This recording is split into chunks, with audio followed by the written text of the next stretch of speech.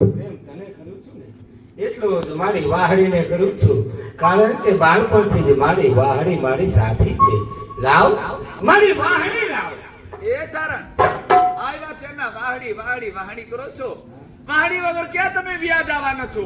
વાહડી હમણાં દઈ દઈશ. પેલા હાલો જમી લ્યો. નહીં સાહેબ, પેલા વાહડી વગાડવી, મારી વાહડી લાવ. ચારણ વાહડી વાહડી કરે છે. હું કરું? જો કદાચ વાહડી દઈશ ને તો પણ ચારણને ખબર પડી જાય, અને વાહડી નહીં દઉં તો જ્યાં લગીને ચારણ વાહડી નહીં ભાડે ને ત્યાં લગી માનશે નહીં. ચારણ તમારે વાહડી જોઈશે. આ તમારી વાહડી.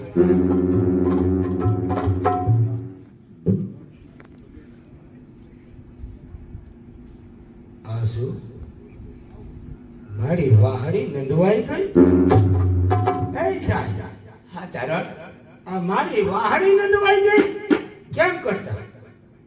અરે ચારણ, એ તો ઓલા વાછરડું છે ને, કદાચ વાછરડુંનો પગ આવી ગયો છે એટલે નંદાઈ ગયો છે. સાહેબ, વાસળીની ખડી હોય ને તો ખબર પડી જાય, પણ આ તો કોઈ પુરુષના મોજડીની, કોઈ પુરુષના મોજડી આમાં લાગી છે. સાહેબ,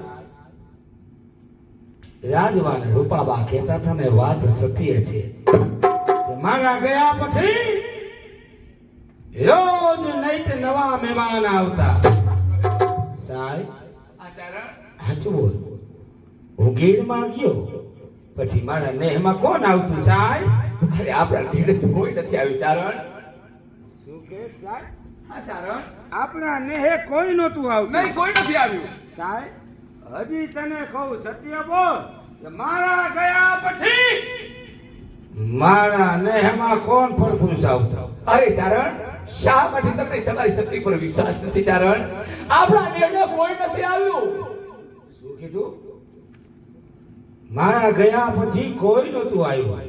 ચારણ, તો આ પુરુષની મોજડીની છાપ કહેવામાં. સત્ય બોલ, હજી બોલ. ચારણ, સત્ય વાત કહીશ, પણ ચારણ શું કદાચ તમને માનવામાં આવશે ખરું? કહે શું સત્ય વાત છે? તો ચારણ સાંભળો કે જે વખતે ઇન્દ્ર મહારાજે મહેર કરીને એ વખતે મારે મેઘ ખાગા થયા, અને એવામાં જ એક ઘોડેસવાર આપણા નેહડા સુધી આવ્યો. આપણા નેહડાને 12 બેભાન અવસ્થાએ હતો. બાર ગઈ ત્યારે બેભાન અવસ્થામાં એ પરપુરુષ હતા. એમને જોઈને મારા નેહડાની અંદર લઈ ગઈ. એમને અજવાના તેલને માલિશ કરી, શેકના ગોટાની માલિશ કરી, તે છતાંય એમને ભાન ના આવ્યું. અને અંતે એ પરપુરુષને બા ભગવતી 9 લાખ રોબડિયાની સાક્ષી રાખી એ પરપુરુષને મારા ધર્મનો ભાઈ માની એને મારા હૈયાની હૂંફ આપી. આશા ધર્મ રોટલા ખવડાવવાનો, હૈયાની હૂંફ ન દેવાનું હોય. રાજબા ને રૂપાબા સત્ય કહેતા હતા કે મારા ગયા પછી તમારા નેહડે કેટલાય પરપુરુષ જય ચારણ.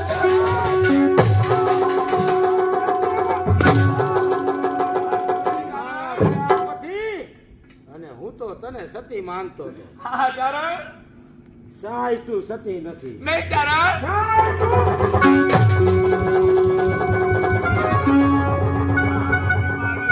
હજી સત્ય બોલી જા. નામ દે એનું. આ નેહમાં કોણ આવતું? ચારણ, ઈ તો બીજું કોઈ નહીં પણ આપણા તળાજાનો ધણી વીરે બલવાડો હતો. શા માટે જિઠ્ઠું બોલાય? ચારણ, હું ખોટું નથી બોલતી ચારણ, સાચું કહું છું ચારણ. હું તમારા નહીં સાય.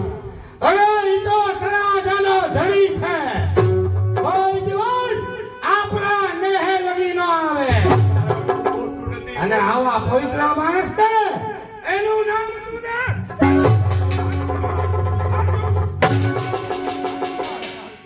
હું તમારા સોગંદ ખાઈને કહું છું. સાચું કહું છું. સત્ય બોલી જા. જોગમાં એના સોગંદ ઉપર તું જોગ માયાના સમજ કાય.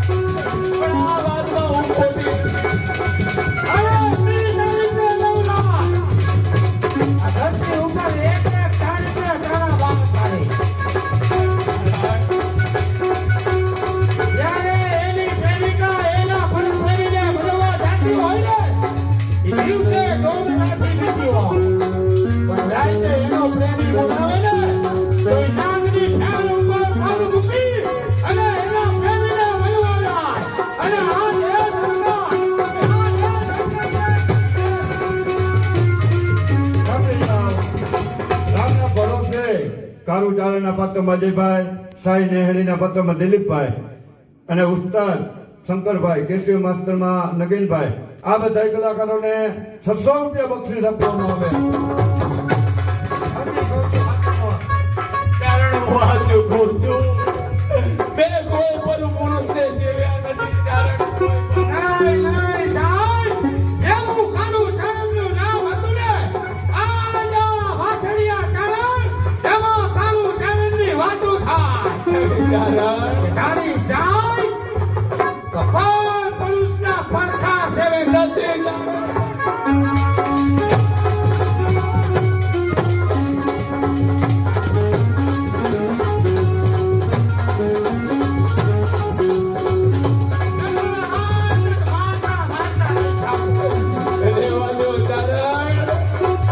આમાં કાંઈ બતાવ્યું નથી. દેવાને કારણ હજી કહું છું, મેં હાથ જોડીને વિનંતી કરું છું. હું મને બે હાથ જોડે આજ તો મારા દેહમાંથી બહાર કાઢી મૂકું. આવી શંખની મારા ઘરમાં દેતા. વૈજા, તું વૈજા.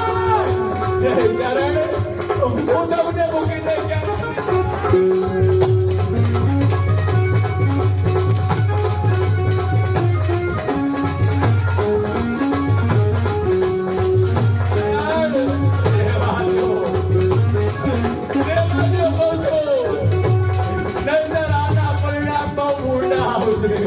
નાના પરિણામ આટલું આટલું કરવા છતાં હજી પરિણામની વાત કરે. દીકરી છું. વળી સતી પ્રતિવતા નારીનો ધર્મ પાડ્યો છે.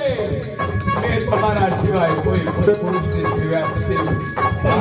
હજી કહું છું, જો કદાચ મારા મુખમાંથી વાણી પડશે ને તો ચારણ ન થવાની થઈ જાય. એ સાહેબ, તું તો શંખની છો, શંખની.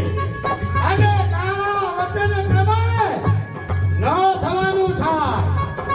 સાહેબ, હજી કહું છું, એક વખત એનું નામ દે, નકર મારા નેથી બાલ કાઢી ઈટા ચામડું ચારણ જવા દો.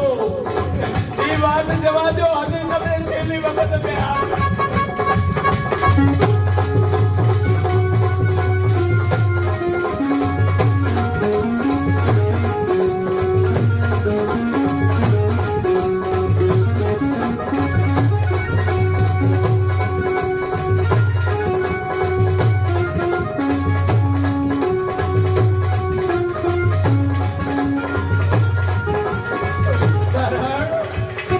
મારી સહન કરવાની શક્તિની સીમા પૂરી થતી જાય છે. હજી કહું છું કે આ વાત જવા દો. મેં તમારા સિવાય કોઈ પર પુરુષની સિવાય નથી. સાહેબ, હું આ વાત ભૂલી જાઉં અને તારે મન ભાવે કે